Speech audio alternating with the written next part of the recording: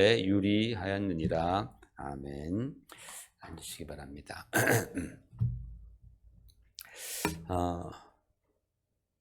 지난주에 우리는 하나님께서 그 라합이라는 이방 여인을 얼마나 축복해 주셨는지에 관해서 우리가 함께 알아보았습니다. 라합이 믿음으로 하나님 편에 섰을 때에 비록 그가 이방 여인이었고 또 미천한 사람이었지만 하나님께서는 라합이 다윗의 고조 할머니가 되게 하셨고 마침내 우리 주 예수님의 족보에 이름을 올려주셨습니다. 한 가지 분명한 사실은 라합이 여호와 하나님을 믿어야겠다라고 그렇게 마음에 결단함으로써 정탐꾼을 맞이하죠. 그랬을 때에 그 라합의 마음속에 그중 한 사람과 결혼을 할 계획이 있었다던가 또는 그 이후에 자기가 다윗 왕이라는 그런 엄청난 그 자손의 조상이 되어야 되겠다던가 심지어는 예수님의 조상이 되어야 되겠다라는 메시아의 조상이 되어야 되겠다라는 어떠한 그런 생각들은 전혀 마음에 없었다라는 것이죠. 그저 그냥 순수한 마음으로 이스라엘의 하나님만이 참 하나님이심을 믿고 거기에 자기의 인생을 그는 과감하게 걸은 것뿐이었습니다.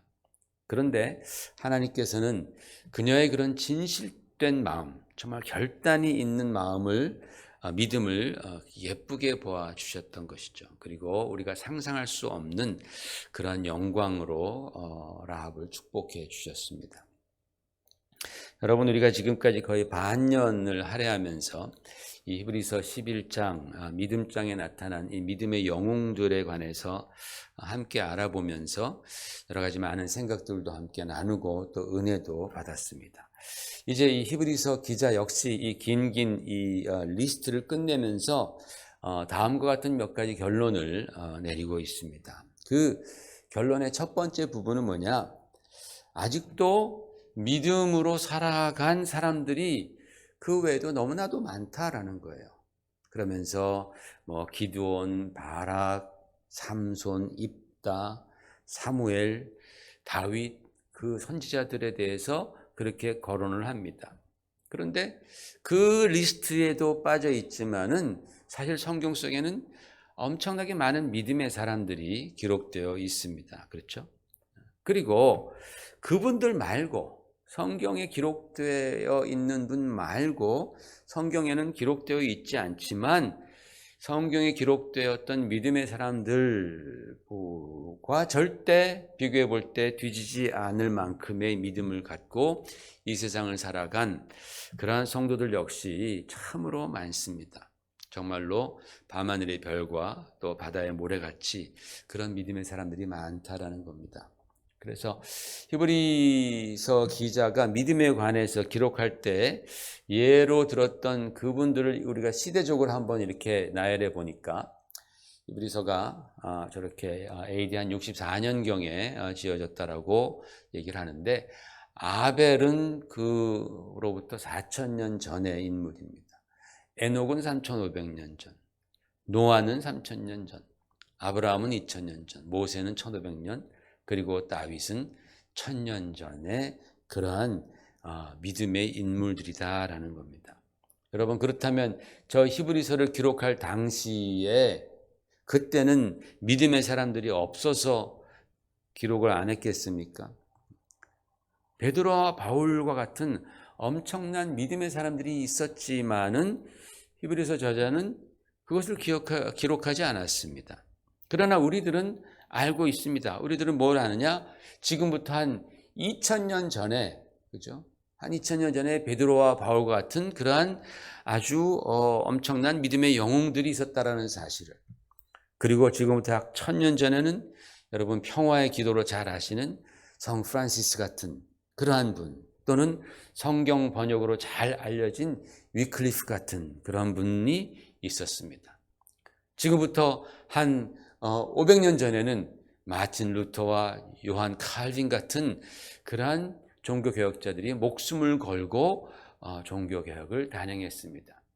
그리고 여러분 지금부터 한 100년, 150년 전에는 조선의 기독교를 전하기 위해서 순교적인 마음으로 오셨던 알란이라든지 언더우드 선교사님을 비롯해서 많은 선교사님들이 한국 땅에, 조선 땅에 발을 내딛었습니다. 우리가 양화진묘에 가보면 그들의 정말 순교적 각오로 신앙생활을 했던, 또 주의 말씀에 순종했던 그분들의 묘비를 우리가 볼 수 있지 않습니까? 그리고 약 100년 전에는 일제강점기 시대의 핍박에도 불구하고 우리 조선의 기독교의 뿌리를 내리기 위해서, 그리고 또 독립을 쟁취하기 위해서 사활을 거셨던 수많은 기독교 애국지사들이 계십니다. 그리고 70년 전에는 6.25 전쟁과 공산치하 속에서 신앙을 지키려다가 순교하신 수많은 주의 종들과 또 귀한 성도님들 얼마나 많습니까? 그죠? 여러분, 그들이 다 믿음의 영웅들 아니에요? 우리가 이런 분들을 이름을 한 분 한 분 다 불러드리기에도 시간이 부족할 정도로 믿음의 사람들, 믿음의 영웅들은 너무나 많은 것이죠. 그렇기 때문에 여러분, 우리가 진실된 마음으로 여호와 하나님을 우리가 믿고 주 예수 그리스도를 나의 구세주로 믿는 그 믿음을 지키려는 사람은 모두가 다 믿음의 사람들이고, 훗날 사람들은 그 중에서 또 믿음의 영웅들을 발견해 낼 것이다 라는 것이죠. 그러니까 여러분, 이 히브리서 11장에 있는 이 믿음의 영웅들의 계보는 다윗으로 끝나는 것이 아닙니다. 라합으로 끝나는 것이 아니고, 사도 바울로 끝나는 것도 아니고, 또는 마틴 루터라든지 언더우드와 같은 그러한 분들로 믿음의 영웅의 계보가 끝나는 게 아니에요. 그 믿음의 계보는 오늘날까지 계속 이어져 왔고, 또 앞으로도 이어져 갈 것이다 라는 것을 이 히브리서 저자는 말하고 있는 거예요. 언제까지 그 계보가 이어지겠어요? 주님 오실 때까지, 우리 주님 다시 오실 때까지 이 믿음의 영웅들의 계보는 계속해서 이제 써내려 간다라는 것이죠. 그 다음 후대에 의해서. 이것이 바로 이 믿음장이 우리에게 보여주는 첫 번째 부분이다라는 거예요. 문제는 과연 내가 이 믿음의 계보 안에 포함될 수 있느냐라는 게 가장 큰 문제이겠죠. 그죠? 뭐 남들이 들어가는 거는 뭐 좋죠. 다 좋고 할렐루야지만 내가 과연 그 믿음의 계보 안에 들어가느냐. 여러분, 우리는 흔히 내 현재 환경이 녹록지 않아요 라는 그런 말들을 하곤 합니다. 그렇죠? 그런데 가만히 보면 말이죠, 환경이 열악하다고 해서 믿음 지키기가 더 어렵고, 환경이 편하고 쾌적하다고 해서 믿음 생활, 정말 진정한 믿음 생활 하기가 더 쉬운 것만은 아니다라는 것이죠. 그럴 수도 있겠죠. 그럴 수도 있습니다. 그런데 오히려 그 반대가 될 수도 있다라는 것이죠. 문제는 우리는 우리의 환경을 크게 좌우할 수 있는 능력이 없어요. 그죠? 일단 우리가 어떤 환경에 들어가면 그것을 막 확 그냥 이러니까 안 되니까 저렇게 확 바꿔버리고 이럴 수가 없잖아요. 그죠? 미국에 살았으면 싫어하고 또 한국 가고, 한국 가서 싫으면 그거 싫어 그러면 또 영국으로 가고 뭐 캐나다 가고 이렇게 못 하잖아요. 그죠? 이게 우리들의 한계입니다. 인간은 자기의 환경을 막 확 바꿀 수 있는 그런 능력이 없습니다. 그렇기 때문에 우리는 우리가 처한 상황, 우리에게 주어진 조건과 상황이 좋건 나쁘건 간에 그 속에서 우리가 최선을 다하고 힘을 다해서 우리에게 주어주신 이 믿음을 지키고 그 믿음의 바통을 우리 다음 세대에게 물려주어야 할 책임과 의무가 있다라는 것이죠. 왜? 내가 내 환경을 바꾸는 게 그렇게 쉽지가 않아요. 어떤 데는 불가능하기도 합니다. 딱 그냥 저도 젊었을 때는 막 여기저기 막 다녔지만 아이를 낳고 아이들이 학교를 다니고 그러다 보니까 마치 무슨 배가 어떤 항구에 닻을 내려서 정박한 것처럼 그렇게 정착하게 되더라고요. 그게 내 마음대로 할 수 있는 부분들이 점점점 작아진다는 것을 나이가 들수록 느껴지는 것 아니겠습니까? 그렇기 때문에 우리에게 주어진 이 환경 속에서 우리는 정말 무엇이 정말 하나님의 뜻인가를 잘 고민하면서 최선을 다하면서 이 믿음을 지켜가고 믿음을 그 다음 세대에 제 바통을 넘겨주는 그런 책임과 의무가 있다라는 것입니다. 여기서 우리가 반드시 살펴보고 가야 할 아주 중요한 사안이 있는데 그게 뭐냐면 바로 믿음의 역사와 승리 이면에는 처절해 보이는 믿음의 과정이 숨겨져 있다라는 것입니다. 이것이 바로 히브리서 믿음장이 제시하는 결론의 두 번째 부분입니다. 오늘 말씀을 보면은 이렇게 되어 있지 않습니까? 자, 처음에 보면은 그들은 믿음으로 나라를 이겼다. 믿음으로 나라. 여러분, 믿음으로 나라를 이기는 게 참 나라가 얼마나 강력합니까? 정부라는 게, 그죠? 근데 믿음으로 나라를 이겼고 또 뭐 믿음으로 불의 세력도 멸했고 뭐 그냥 아주 믿음으로 강하게 되고 전쟁 중에 용감하게 되고 막 그랬다라고 합니다. 막 믿음으로 사자의 입을 막기도 했다라고 말씀을 합니다.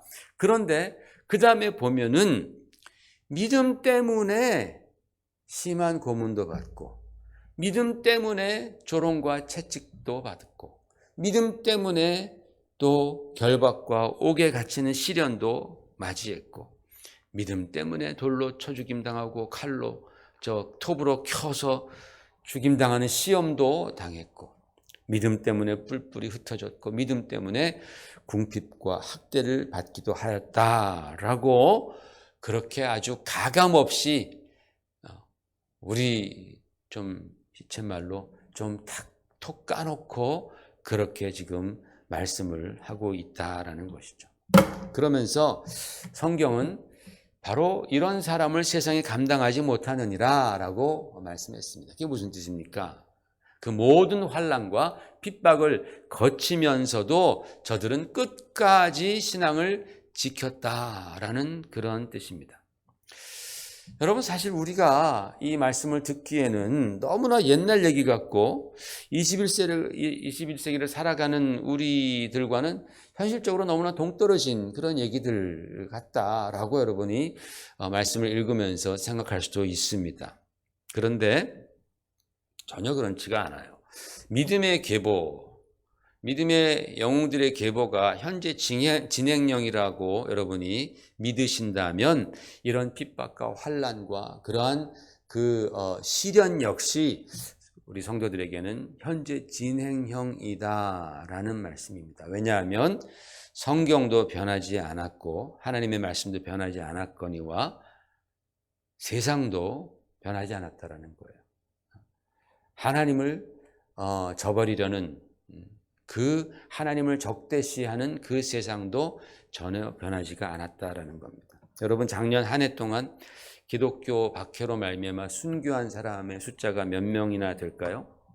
2021년 통계에 의하면은 5,898명이 순교했다고 합니다.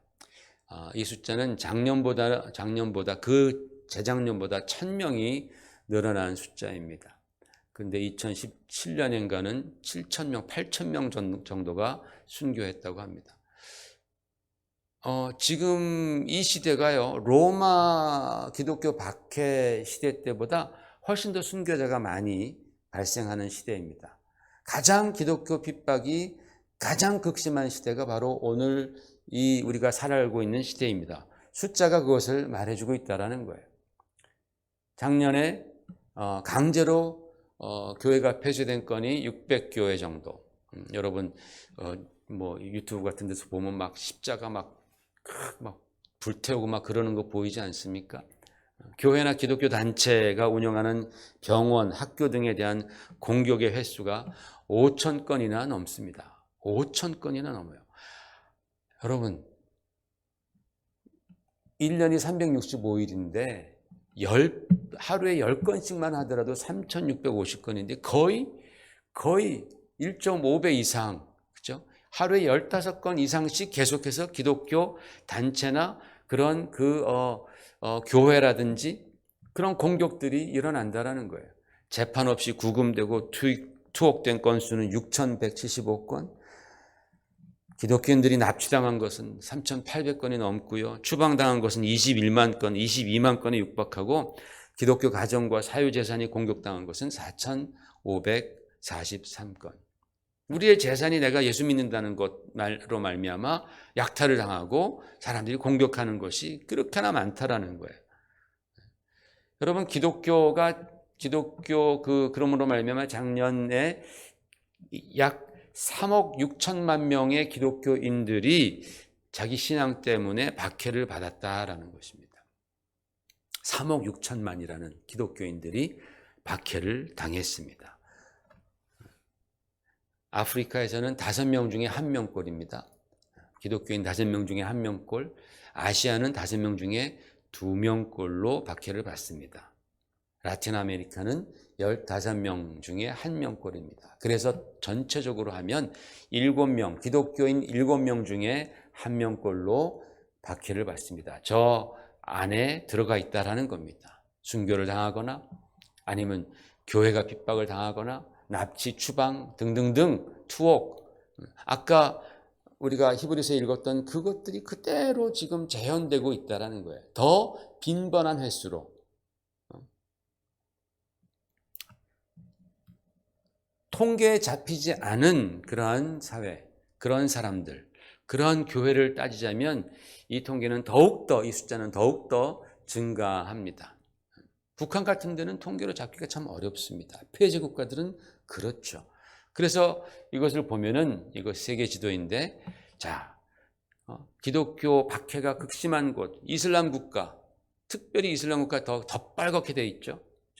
아프가니스탄, 소말리아, 리비아, 나이지리아 이런데 굉장히 박해가 심합니다. 공산국가, 북한, 중국, 베트남, 라오스, 쿠바. 북한은 항상 1위죠. 근데 올해는 아프가니스탄도 지금 여러 가지 지수를 따져봤을 때 북한과 대등한 그런 위치에 올라와 있습니다. 중국이 17위로 기독교를 박해합니다. 인도가 10위로 기독교를 박해합니다. 여러분, 이슬람이 20억이에요. 그죠? 이슬람 인구 20억. 그 다음에 인도가 15억입니다.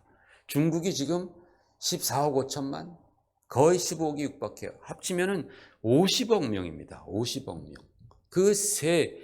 그 존만 따지더라도 이슬람 20억, 중국 15억, 인도 15억 해서 50억입니다.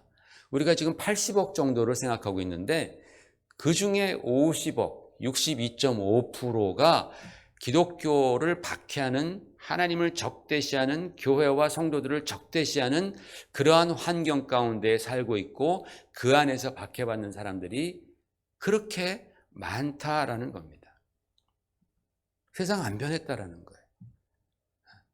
믿음의 영웅들의 계보가 현재 진행형인 것과 같이 핍박과 환난, 시련도 현재 진행형으로 계속해서 흘러가고 있는 것이 우리가 사는 시대라는 것이죠.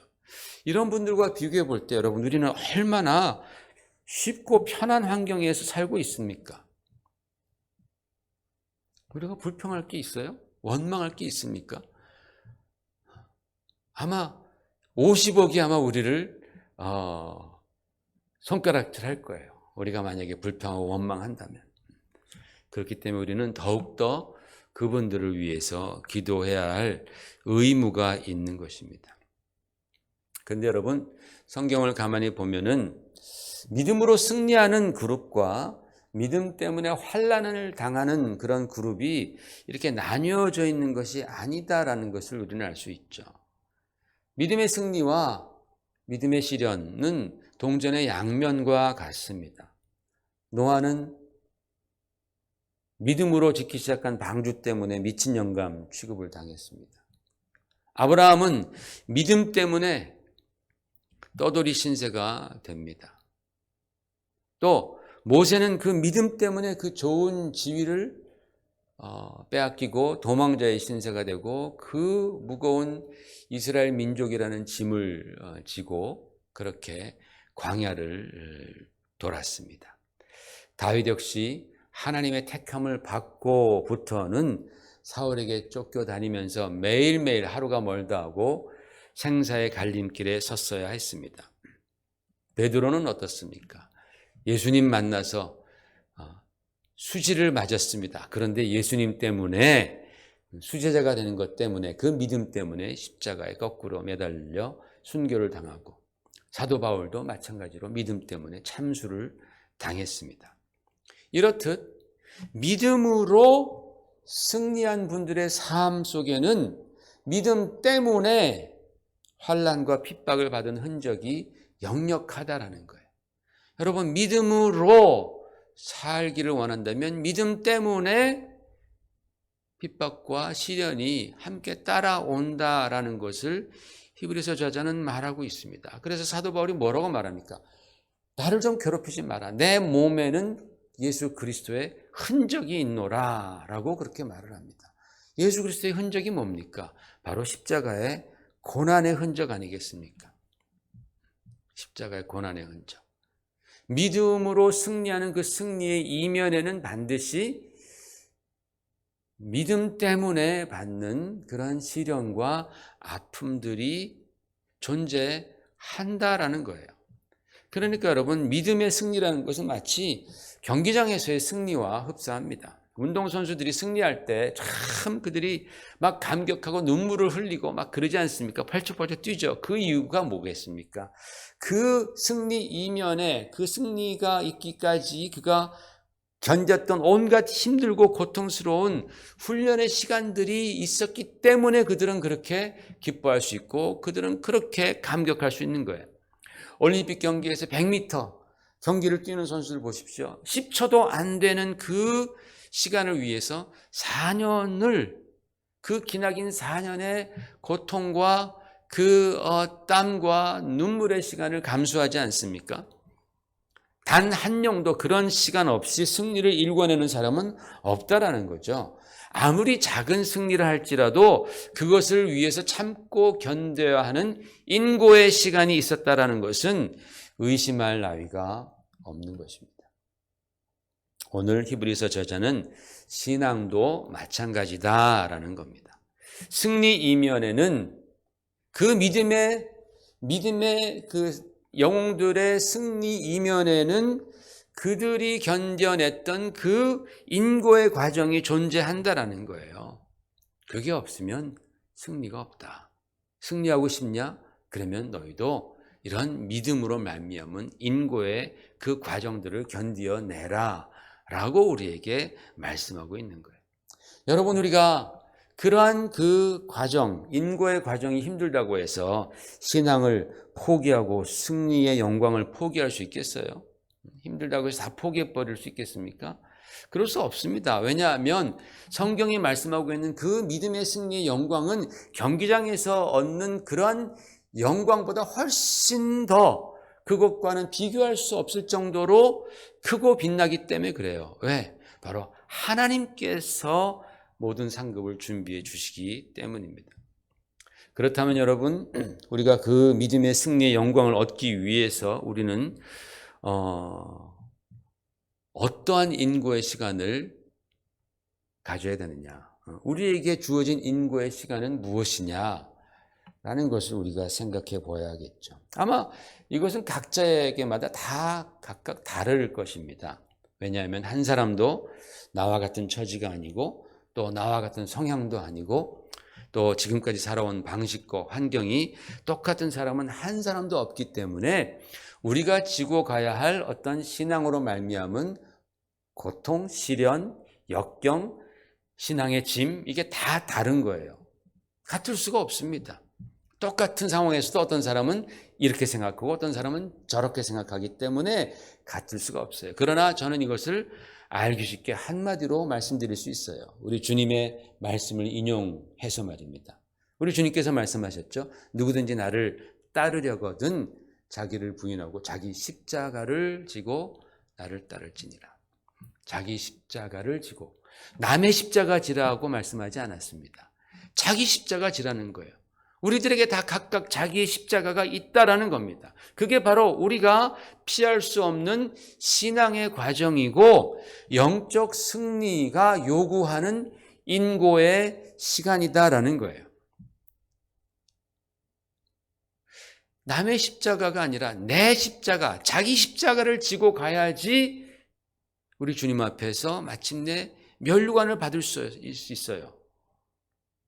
근데 여러분, 자기 십자가는 지고 싶은 사람이 어디 있겠습니까? 아무도 없습니다.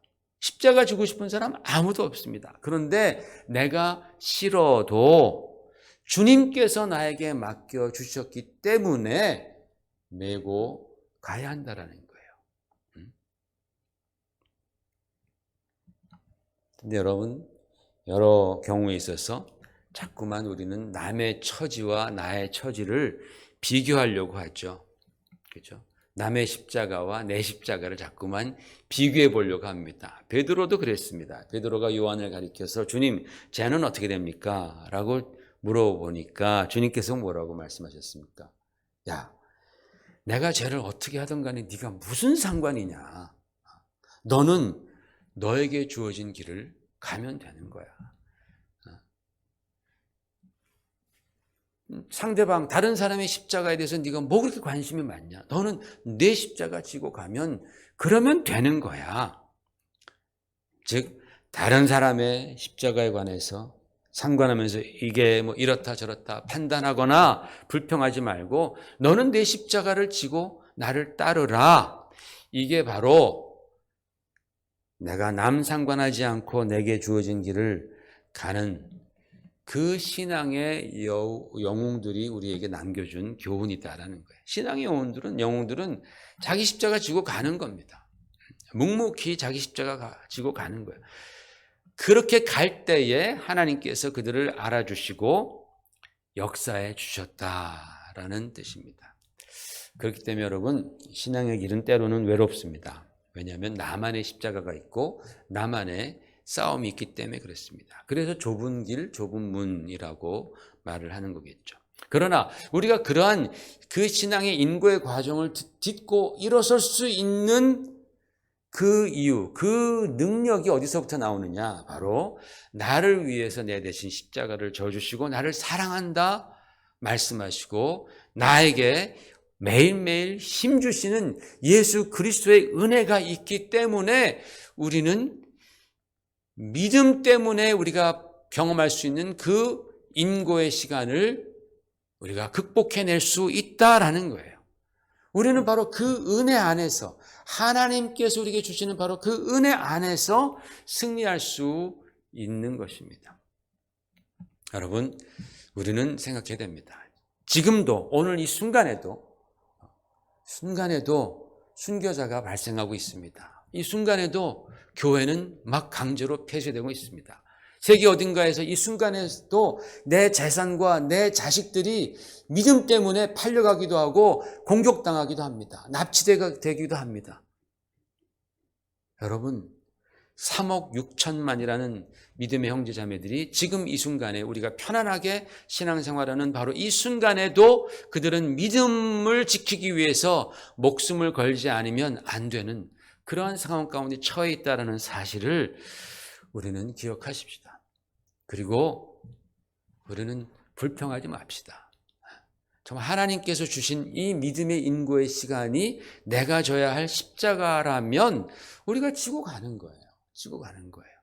그것이 바로 하나님의 손길과 역사를 우리가 경험하는 바로 그러한 믿음의 삶이다. 그럴 때에 지금은 우리의 이름이 뭐 아무것도 아니겠지만 나중에 시간이 지났을 때에 우리 후세들이 그분들은 정말 믿음으로 승리했구나 라는 그러한 또 평가를 내리지 않을까. 그런 마음으로 여러분 주님의 위로와 또 은혜와 능력이 여러분 삶 가운데 함께 하시기를 축원을 드립니다. 우리 함께 기도하겠습니다.